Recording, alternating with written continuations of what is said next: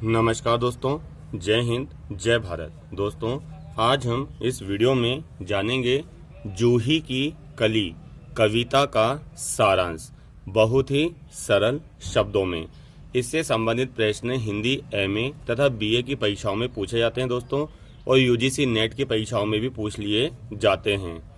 तो जूही की कली कविता के कवि हैं सूर्यकांत त्रिपाठी निराला। ये जो कविता है ये छायावादी कविता है। इसमें हमें श्रृंगार रस के दर्शन होते हैं। जूही की कली मुक्त छंद से रची हुई कविता है। ये संकलित है, यानी कि ये काय से संकलित है? ये परिमल काव्य संग्रह से संकलित है। उपाधि यानी कि सूर्यकांत त्रिपाठी निराला को हिंदी साहित्य में काय की उपाधि दी गई है? मुक्त छंद के जनक की, यानी कि ये मुक्त छंद के जनक हैं। अब हम देखते हैं इसका सारांश। निराला जी ठीक द्विवेदी युग की पीठ पर आए थे, ठीक है ना, और उन्होंने इसी युग के अंत में, यानी कि द्विवेदी युग के अंत में जूही की कली नामक काव्य रचना करके राष्ट्रीय चेतना में एकाएक श्रृंगार रस का प्रारंभ किया। यानी कि दोस्तों, जो द्विवेदी युग था ये राष्ट्र प्रेम से ओतप्रोत था। इसमें राष्ट्रवाद की कविताएं लिखी जाती थी, जिसमें अंग्रेजी शिक्षा का विरोध देखने को मिलता था। तो द्विवेदी युग के अंत में कौन आए? सूर्यकांत त्रिपाठी निराला, जिन्होंने इस युग के अंत में जूही की कली नामक काव्य रचना करके राष्ट्रीय चेतना में क्या भर दिया? श्रृंगार रस भर दिया, तथा खड़ी बोली के क्षेत्र में क्रांति का उद्घोष किया। यानी कि एकदम शंखनाद कर दिया उन्होंने खड़ी बोली के क्षेत्र में। सूर्यकांत त्रिपाठी निराला ने द्विवेदी युग में छायावाद का तथा वीर रस की जगह श्रृंगार रस का प्रयोग करके एक अद्भुत घटना को अंजाम दिया, यानी कि जन्म दिया। कवि अपनी कविता जूही की कली में प्रेम को मुक्ति का मार्ग बताता है। यानी कि कवि अपनी कविता जूही की कली में प्रेम को मुक्ति का मार्ग बताता है, तथा इस कविता में स्त्री पुरुष के प्रेम का एकीकरण किया गया है। स्त्री को साक्षात प्रकृति का रूप बतलाकर प्रकृति का मानवीकरण किया गया है। यानी कि इसमें स्त्री और पुरुष के प्रेम की व्यंजना है, उनका एकीकरण किया गया है। स्त्री को साक्षात प्रकृति बताया और प्रकृति को स्त्री बताया, और इस प्रकार ऐसा बताकर प्रकृति का पूर्ण रूप से मानवीकरण कर दिया गया। यानी प्रकृति को नाचता हुआ, गाता हुआ, हंसता हुआ, चलता हुआ बताया गया। इससे पहले सब लोग भारत माता के रूप में देश को देख रहे थे, परंतु यहाँ पर प्रकृति अब भारत माता का रूप ले रही थी। इस कविता में कवि ने प्रकृति का इतना निराला वर्णन किया है कि निराला शब्द उनके नाम से ही जुड़ गया। एकांत, निस्तब्ध, निस्तब्ध मतलब होता है शांत।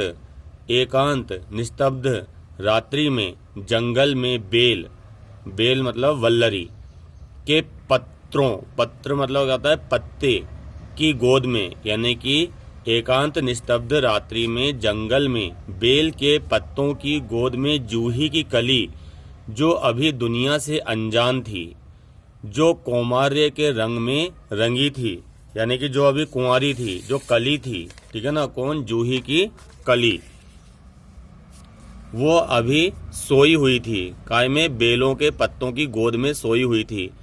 वसंत की मधुर रात थी।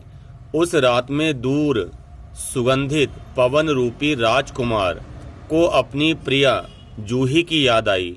यानी कि वसंत को हम राजकुमार की संज्ञा देते हैं, ऋतुराज की संज्ञा देते हैं वसंत ऋतु को हम।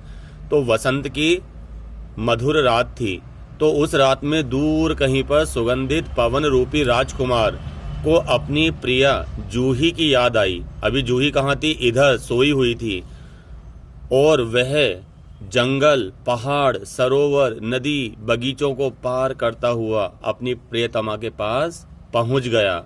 यानी कि जब उसे अपनी जूही की याद आई, अपनी प्रिया की याद आई, तो वो जो वसंत राजकुमार था वह कई सारे जंगलों को, पहाड़ों को, सरोवरों को, नदियों को, बागीचों को पार करता हुआ कहाँ आया? अपनी प्रियतमा के पास आया। कली अपने कौमार्य स्वप्नों में सो रही थी, यानी कुंवारेपन के सपने देख रही थी कि जब राजकुमार से मिलन होता है तो क्या क्या होता है। नजरें झुकती हैं, उठती हैं, ठीक है ना, होठ कपकपाते हैं। इस प्रकार वो कौमार्य सपनों में सो रही थी। तभी पवन रूपी युवक यानी कि वही वसंत रूपी युवक ने उसके तन बदन को झकझोर दिया, यानी कि उन पत्तों को हिला दिया और जूही की कली क्या हो गई, झकझोरा गई। जूही की बेल ने मेहमान का झूमका स्वागत किया। राजकुमार ने आगे बढ़कर जूही नामक राजकुमारी के धीरे से गाल चूम लिए, यानी कि वसंत रूपी यानी ऋतुराज नामक राजकुमार ने क्या करे, वो जूही की कली जो राजकुमारी थी अभी, ठीक है ना, रानी नहीं थी, क्या थी, राजकुमारी, तो धीरे से उसके गाल को चूम लिया।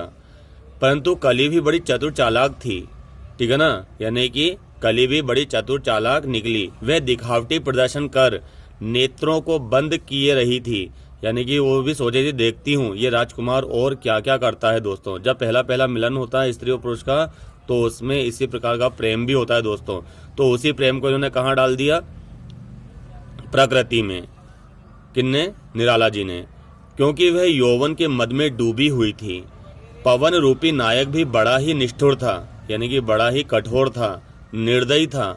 उसने अपने झोंकों से जूही की कोमल देह यानी कि शरीर को झकझोर डाला, उसके रसीले गालों को मसल दिया, जिससे युवती चौंक पड़ी, ठीक है ना, यानी कि जो वसंत रूपी राजकुमार था वह बड़ा निष्ठुर था, निर्दयी था, यानी कि कामुक था वह भी। उसने अपने झोंकों से जूही की कोमल देह को झकझोर डाला, उसके रसीले गालों को मसल दिया, जिससे युवती चौंक पड़ी और शर्मा कर रह गई। बोलूं तो क्या बोलूं, करूं तो करूं क्या। नायक नायिका की नजरों से नजरें मिली, दोनों हंस पड़े, प्यार के रंग में रंग गए, खेलने लगे, नई पेंग बढ़ाने लगे, काय की, प्रेम की। निराला ने यहाँ पर प्रकृति को मानव का रूप बताकर निरूपण किया है, प्रकृति का मानवीकरण किया है। फैंटेसी मतलब कल्पना का सहारा लेकर बहुत ही सुंदर बिंब का सहारा लिया है। किसका सहारा, इन कलियों का, यानी जूही की कली का और पवन रूपी वसंत का, जो हवाओं को, नदियों को पार करता हुआ यहाँ पर आता है और अपनी प्रेमिका को पाता है। तो यही तो होता है दोस्तों छायावाद। छायावाद में हमें फैंटेसी शैली देखने को मिलती है। उम्मीद है आज का वीडियो आपको पसंद आया होगा, समझ आया होगा। मेरे चैनल को लाइक करें, शेयर करें व सब्सक्राइब करें। धन्यवाद।